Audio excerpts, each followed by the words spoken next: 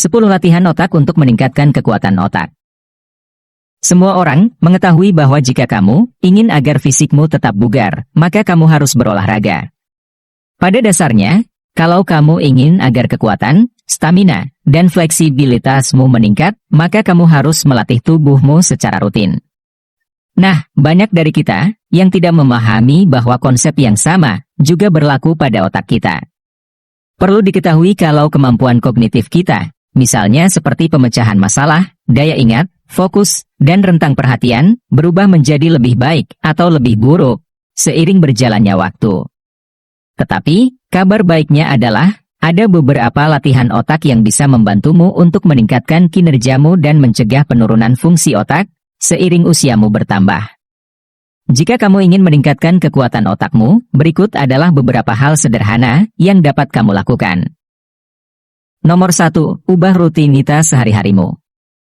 Ya, rutinitas dapat membantumu untuk menjalani kehidupan sehari-harimu dengan lebih terstruktur. Tetapi, penelitian menunjukkan kalau keterlibatan otak menjadi menurun ketika kamu melakukan kegiatan-kegiatanmu secara otomatis, misalnya seperti rutinitas. Namun, sebaliknya, keterlibatan dan aktivitas otak di beberapa area korteks menjadi meningkat di saat kamu melakukan hal-hal baru yang belum pernah kamu lakukan sebelumnya. Ini berarti, mengubah rutinitasmu merupakan cara yang mudah untuk meningkatkan kekuatan otakmu. Mulai esok hari, cobalah untuk bangun lebih awal, dan gunakan waktu tambahan yang kamu miliki untuk melakukan sesuatu yang berbeda di pagi hari, misalnya seperti meditasi atau latihan fisik. Selain itu, metode lain untuk menambah perubahan pada rutinitasmu adalah dengan mengganti susunan kegiatanmu. Misalnya, kalau kamu berolahraga, menonton TV, membersihkan rumah, atau menjalankan tugas-tugasmu yang lain pada waktu tertentu, maka kamu dapat mengubah urutannya untuk memberikan pola berpikir yang baru pada otakmu. Nomor 2, cari rute baru menuju tujuanmu. Rute yang biasanya kamu ambil ke tempat kerja, sekolah, atau rumahmu mungkin sudah tertanam dengan dalam di ingatanmu. Setelah kamu melewati jalur yang sama berulang kali, kamu pasti menghafalinya, dan sekarang, itu pasti sudah menjadi hal yang mudah bagi dirimu. Namun, sayangnya kemudahan tersebut tidak membuat neuron otakmu menjadi banyak terlibat. Daripada mengambil rute yang sama setiap hari, cobalah untuk melewati jalan lain yang tidak pernah kamu lalui sebelumnya. Nomor 3, gunakan tangan non-dominanmu. Tangan apa yang biasanya kamu gunakan di saat kamu melakukan aktivitas-aktivitas seperti menulis, bermain handphone, memegang sendok, atau mengambil gelas? Mungkin, kamu memakai tangan yang sama untuk melakukan semua hal tersebut, terkecuali kamu memiliki kemampuan ambidexteritas. Setelah mengulangi hal-hal tersebut berkali-kali, otakmu menjadi terbiasa, dan kamu tidak lagi perlu memikirkannya. Tetapi, kurangnya pemikiran sadar tersebut tidak menantang otakmu, dan maka dari itu, lakukanlah aktivitasmu dengan menggunakan tanganmu yang tidak dominan. Setelah kamu mencobanya, kamu mungkin akan langsung menyadari bahwa tugas-tugas sederhana yang selama ini kamu lakukan, ternyata membutuhkan lebih banyak proses berpikir.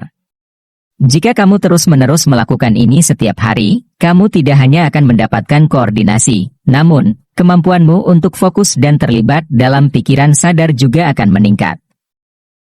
Nomor 4, bercerita kepada orang lain. Setiap pagi, sebelum kamu bertemu dengan teman atau rekan kerjamu, pikirkanlah tentang kenangan-kenangan yang pernah kamu alami, lalu bersiaplah untuk menceritakannya kepada mereka. Kalau kamu merasa butuh, kamu bisa berlatih terlebih dahulu untuk melancarkan perkataanmu. Tetapi, hal yang terpenting adalah, kamu harus membuat cerita tersebut menarik, dan usahakan untuk membuatnya semakin menarik, selama kamu menceritakannya. Melakukan ini akan membantumu untuk meningkatkan daya ingatmu, mengasah kemampuan komunikasimu, serta membuat kehidupan sosialmu menjadi lebih baik. Nomor 5, hafalkan daftar yang kamu buat. Membuat daftar sangatlah berguna, terutama bagi mereka yang cenderung pelupa.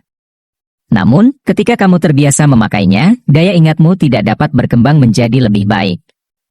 Perlu diingat bahwa ini bukan berarti kalau kamu tidak boleh membuat daftar sama sekali, tetapi daripada menggunakannya di saat kamu membutuhkannya, cobalah untuk menghafalkannya terlebih dahulu. Lalu, ketika waktunya tiba, kamu bisa mengetes apakah kamu mampu mengingat isi daftarmu tanpa melihatnya sama sekali. Misalnya, jika kamu memiliki daftar barang belanjaan, tinjaulah dan hafalkanlah isinya beberapa kali sebelum kamu pergi ke supermarket. Tetaplah membawa daftar tersebut, tetapi jangan melihatnya sampai kamu selesai berbelanja. Dengan melakukan hal ini secara rutin, kamu akan merasakan daya ingatmu semakin meningkat. Nomor 6. Jangan selalu mengandalkan teknologi. Sama halnya seperti daftar belanjaan, teknologi merupakan benda lainnya yang membuat hidup kita menjadi lebih enteng. Namun, kalau tujuanmu adalah memperkuat otakmu, maka kamu harus membuatnya bekerja lebih keras, dan cara yang mudah untuk melakukannya adalah dengan menghindari teknologi. Daripada menggunakan kalkulator atau aplikasi pemeriksa ejaan, cobalah untuk menyelesaikan sendiri masalah yang bersifat sederhana. Selain itu, kamu juga bisa mencoba untuk mengingat nomor telepon temanmu atau percakapan teks dengan pasanganmu di hari sebelumnya untuk mengasah memorimu. Nomor 7. Latih kemampuan pemecahan masalahmu. Kamu dapat melatih kreativitas dan kemampuan pemecahan masalahmu dengan melakukan hal berikut ini. Pikirkanlah tentang sebuah masalah fiktif di kepalamu. Misalnya, kamu mempunyai sebuah rumah makan kecil yang selalu membuat pelangganmu menunggu lama di jam makan siang, karena ada begitu banyak orang yang memesan makanan di tempatmu sebelum mereka kembali bekerja. Lalu, kemudian sebuah restoran cepat saji buka di seberang restoranmu, dan setengah dari pembelimu mulai pergi ke sana. Nah, di titik ini, kamu bisa mulai berpikir tentang hal-hal apa saja yang harus kamu lakukan untuk mengatasi masalah tersebut agar pelangganmu bisa mendapatkan makanan mereka dengan cepat dan tidak beralih ke kompetitormu. Usahamu dan kreativitasmu untuk memecahkan masalah tersebut akan membentuk koneksi baru di otakmu, serta meningkatkan fungsionalitasnya. Nomor 8. Membaca dengan keras. Membaca adalah aktivitas yang sangat baik bagi siapa saja yang ingin agar pikiran mereka tetap tajam, tetapi, tahukah kamu bahwa mendengarkan cerita dan membaca cerita melibatkan sirkuit otak yang tidak sama? Studi menunjukkan kalau 3 bagian otak yang berbeda menjadi terlibat ketika seseorang membaca dalam hati, membaca dengan suara keras, atau mendengarkan suatu bacaan. Perlu diketahui bahwa membaca dengan nyaring, mendengarkan audiobook, atau mendengarkan seorang teman membacakan sesuatu dapat melibatkan imajinasimu dengan cara yang baru, dan itu memberikan stimulasi yang sangat dibutuhkan oleh otakmu. Jika kamu ingin agar otakmu aktif terlibat dan memperkuat hubunganmu dengan orang lain, kamu dapat meminta teman atau pasanganmu untuk saling bergiliran membacakan sesuatu satu sama lain. Tetapi, kalau kamu sedang ingin sendirian, kamu cukup bisa mendengarkan audiobook saja. Nomor 9. Menulis di kertas. Di era yang serba digital ini, kita cenderung lebih sering mengetik daripada menulis. Memang, membuat draft email di atas kertas bukanlah ide yang bagus untuk dilakukan, tetapi, menulis di atas kertas sebenarnya bisa membantumu untuk menyimpan informasi ke dalam ingatanmu dengan lebih baik dan lebih cepat dibandingkan dengan mengetik. Melakukan ini ketika kamu sedang mencoba untuk menambah pengetahuan baru, bisa sangat efektif dan bermanfaat. Sistem penyaringan otakmu, yaitu Reticular Activating System, menangkap informasi-informasi yang relevan dan secara aktif membantumu untuk fokus. Menulis dengan pulpen atau pensil, memicu sistem penyaringan ini dan membuatmu lebih berkonsentrasi. Nomor 10. Lihatlah sesuatu dari perspektif yang baru. Otak kita terprogram untuk memberitahu kita tentang apa yang benar dan apa yang salah. Ketika kamu melihat sesuatu dengan cara yang benar, otak kirimu mengenalinya dan menganggapnya sudah sempurna.